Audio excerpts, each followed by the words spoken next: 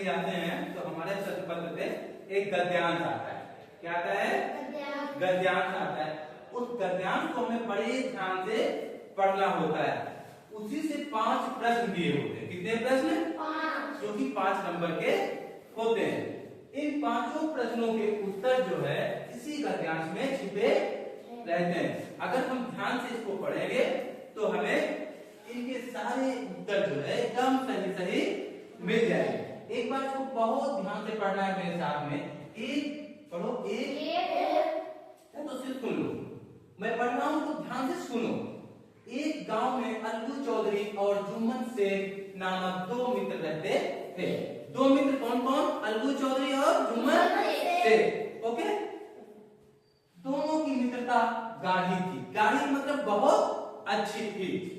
जुम्मन शिक्षित था और अल्लू धनवान।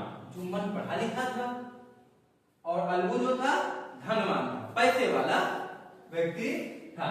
जुम्मन की एक बूढ़ी मौसी विधवा थी। जुम्मन की एक मौसी थी जो विधवा थी। विधवा का मतलब होता है जिनका पति मर गया, जिनका पति मर गया हो, जिनका पति दुनिया में ना हो, तो उसे हम क्या बोलते हैं? उस औरत को विधवा बोलते हैं। बूढ़ी मौसी वह निसंतान थी। जुम्मन की जो मौसी थी उनके कोई संतान नहीं था। याद रखना, मौसी किसकी थी? वो जुम्मन की। पर थी मिल्कियत वाली उनके पास में प्रॉपर्टी थी, संपत्ति उनके पास में थी।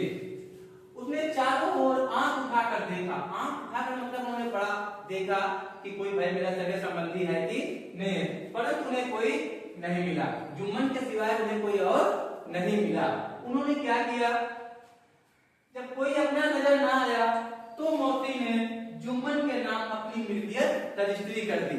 रजिस्ट्री का मतलब होता है अपनी सारी जमीन जायदाद मौसी ने अपने जुम्मन के नाम लिखा, पक्की रजिस्ट्री करवा दी।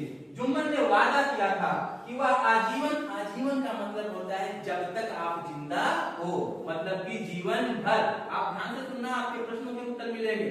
जब तक आप जिंदा हो मतलब कि जीवन भर। बोलो, जीवन भर। जीवन भर मौसी को खाना कपड़ा देगा। पर रजिस्ट्री होते ही जुम्मन ने रंग बदल लिया। रंग बदलने मतलब होता है कि जुम्मन अपने वादा से बदल गया। वह मौसी जो पहले सर पर बैठी थी, मतलब उनको हमेशा मौसी मौसी क्या करते थे, मौसी ये बात, मौसी वो बात, मौसी का सारा कहा माना जाता था।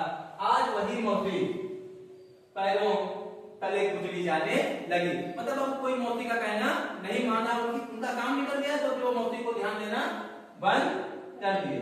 कि पहले तो मौसी को यह लगा कि वह सब जुम्मन की पत्नी की बदमाशी है, कि जुम्मन की पत्नी ऐसा कर रही है। उसने जुम्मन से शिकायत की पर जुम्मन चुप रहा। ये आपका पहला काम। इतना गद्यांश आपने पढ़ लिया।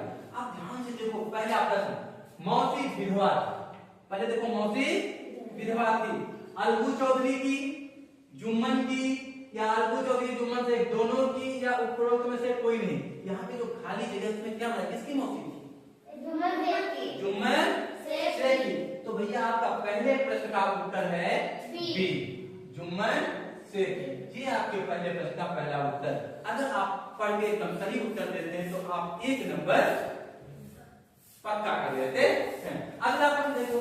अगला प्रश्न कह रहा है कि जुम्मन ने मौसी से वादा किया था कि वह मौसी को खाना कपड़ा देगा। खाना कपड़ा देगा। अब पहले प्रश्न का उत्तर देखो। जुम्मन शेख की मौसी थी। किसकी मौसी थी? जुम्मन शेख की। जुम्मन शिक्षित थे। जुम्मन की एक बूढ़ी मौसी थी। पहले प्रश्न का उत्तर मिल गया कि नहीं मिल गया? ओके। अब दूसरा करें कि जुम्मन ने मौसी से वादा किया था कि वह जीवन भर उनको खाना कपड़ा देंगे। तो जीवन भर का मतलब क्या होता है? आजीवन। क्या होता है? आजीवन। जुम्मन ने क्या वादा किया था? देखो कि वो आजीवन। तो यहाँ पे हम क्या लिखेंगे भैया? इसका उत्तर क्या है? उसका उत्तर है सी। इसका उत्तर क्या हो गया? सी की आजीवन। जीवन है ना। आजीवन मौसी को खाना कपड़ा देंगे। 2 प्रश्नों के उत्तर आपको मिल गए। मौसी ने अपनी मिल्कियत के नाम रजिस्ट्री कर दी। मौसी की जो मिल्कियत थी, जो जमीन जायदाद थी, वो किसके नाम लिखी? किसके नाम? जुम्मन शेख के नाम। किसके नाम लिखी? जुम्मन शेख। तो भैया आपका इसका तो पहले उत्तर ये है, नंबर ए, ये आपका सही उत्तर है। आपका तीसरा प्रश्न है कि अब आजीवन का अर्थ क्या है? आजीवन का अर्थ क्या है? सचिन बताओ, आजीवन। पहला प्रश्न है, आजीवन का अर्थ क्या है? जीवन भर या जीवन या कुछ आयु तक या आधा जीवन? सचिन, आधा जीवन। आजीवन का अर्थ है जीवन भर। जीवन भर, ये आपका सही उत्तर है। आजीवन का मतलब होता है जीवन भर, पूरे जीवन, जब तक आप में जीवन है तब तक हम आपकी सेवा करते रहेंगे। ये हमारा आपसे वादा है, जब तक आपका जीवन है तब तक हम आपके साथ। ऐसा वादा जुम्मन शेख ने अपनी खाला यानी अपनी मौसी से किया। इस तरह से आपके 4 प्रश्न के उत्तर हो गए। देखो सबका है इसमें कि नहीं? फिर देखिए, शिक्षित का विपरीत अर्थ। विपरीत अर्थ का मतलब होता है उल्टा, विलोम। विपरीत माने उल्टा। तो जो शिक्षित का विपरीत क्या होता है? जो पढ़ा लिखा होता है उसका उल्टा क्या होता है? अनपढ़। जो पढ़ा लिखा ना हो, अनपढ़। तो इसमें क्या हो जाएगा? बी, अनपढ़।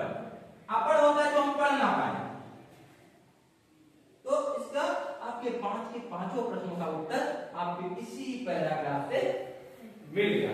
अगर आप इसको बहुत ध्यान से जब पढ़ेंगे, निश्चित ही आप इसके उत्तर कर पाएंगे। आपको ज्यादा दिमाग लगाने की जरूरत नहीं है, आपको बाहर नहीं सोचना, आपको अपना पैराग्राफ बहुत ध्यानपूर्वक कई बार पढ़ना है और फिर उसके उत्तर देने। ओके।